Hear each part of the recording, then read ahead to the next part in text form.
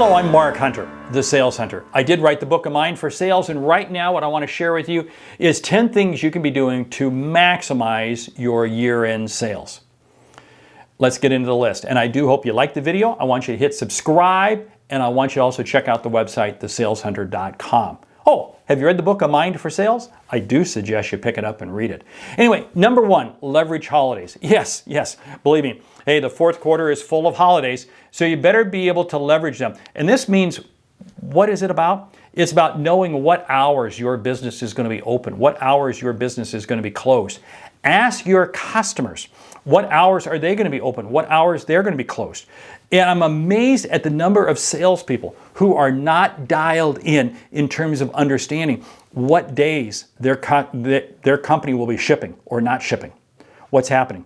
Get that cleared up right now. Number two, existing customers. This is the time you really dial in on existing customers. And I want you to be having current, frequent conversations with your existing customers. Now, one of the things that you're doing on existing customers is you want to understand from them exactly what are they going to be, what are their hours of operation heading into the end of the year. What days are they going to be open and closed? Because you need to know what they're going to be doing, because it's going to help you understand how to serve them. And by the way, just having that conversation helps. But here's the other piece in terms of existing customers. I love calling up existing customers, and I want to say, hey, what's your game plan for the end of the year? And being right up front, what's your game plan for the end of the year? And what are the key issues that you're seeing next year? I was just on the phone just before I began doing this video, talking with a client, asking, hey, what are the current issues? What are the key issues you think you're going to face next year? What did it do? It led into a conversation with some additional business right now. Number three, referrals. Referrals close quickly, right? So why not be jumping on referrals and be asking for referrals? And of course, one of the things you're doing is you're also giving referrals. Referrals in the fourth quarter, I think, take on more value, more priority to everybody, because customers want to make decisions faster. So they want to deal with businesses, they want to deal with people who they know they can trust. So if somebody's been referred to them, they're going to place more value at that. It just works. Number four, build inventory. Now, build inventory cuts both ways.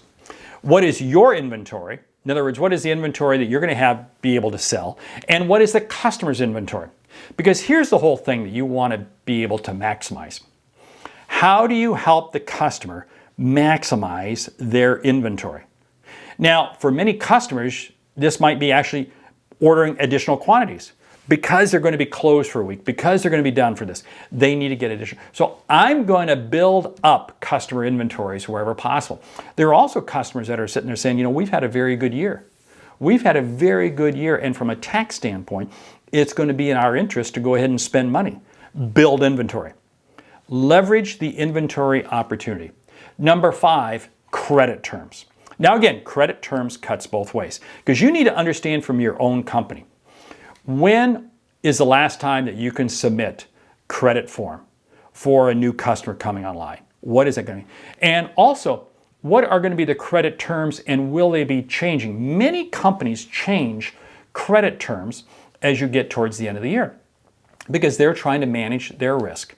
Same thing with your customers. Customers might be saying, I normally like terms of 30 days, but I want to go ahead and pay for this right now. What can you do for me on this? You see, understanding the value of money on both sides of the table is a key piece to give you an additional tool to help leverage and increase sales at the year end. Number six, competitive weakness. Yeah, competitive weakness. You know what I find very interesting? And I've had this play out several times in companies I've been running, that I've been open, but my competitors have been closed. This is a great opportunity if you're in an industry where your customers or your prospects are currently buying from a competitor, that you can leverage them. Because here's what happens. Many times what happens is salespeople and companies that have had long-term customers, they've been loyal and so forth, they really don't deliver good service at the end of the year. And suddenly you can be the one to help fulfill that critical need order. A few years ago, I was running a supply house, And this is exactly what we did. We stayed open through the holidays, and we picked up a tremendous amount of business that we were able to turn into long-term customers because we were open when our competition was closed. It was a very easy way to gain business. Number 7, calendar planning. You want to take your calendar, and I want you to mark down what days are you planning to take off. Are you planning to take vacation days? What are those windows of time? What are those periods of time when you need to be available because your kids are going to have some sort of event you need to be at, or family members, someone? Get your calendar planned out now, because this is very, very key. So you are using your time in the most efficient manner. Because as we get closer and closer to the end of the year, your time becomes more and more valuable. Know where those breaks are. Know where those holds are that you're going to have, so you can begin to plan around them right now. Number 8, next year planning. I said earlier, one of the things I love doing is calling up customers and saying, hey, what are your plans for next year? What are your plans? And make those calls now. And now, you're not looking for year-end orders yet, but you're looking to get insight as to their thinking for what next year is going to be about. You're getting insight, you're getting planning as to what they think they're going to be focused on. What does this do? It helps you be seen as strategic to them, because you're not just chasing the end of the quarter, but you're helping them next year. Number 9, stay focused. Stay very focused. Now, I'm all about prospecting 365 days a year. But I do have to say, in the fourth quarter, it takes on a little more urgency. And I dial in a little more. And I've got to stay extremely focused in on customers, because here's the whole thing. I may only get one window of time to be able to reach out to this customer. I can't afford to lose it. I can't afford it. Stay very focused. What does this mean? This means every week and every morning, I've got to be sitting down and I've got to be assessing. Who am I reaching out to today? What are going to be my contacts? What are going to be my objectives? What are the outcomes I'm expecting? You have to be holding yourself accountable every day, and even more so in the fourth quarter. Number 10, make it quick and make it easy. This is not the quarter to be selling complicated deals, because complicated deals will get punted. As soon as we get after Thanksgiving, customers will begin to say, if it's complicated, you know what? Let's talk about this after the first of the year. I want to keep it quick, and I want to keep it easy.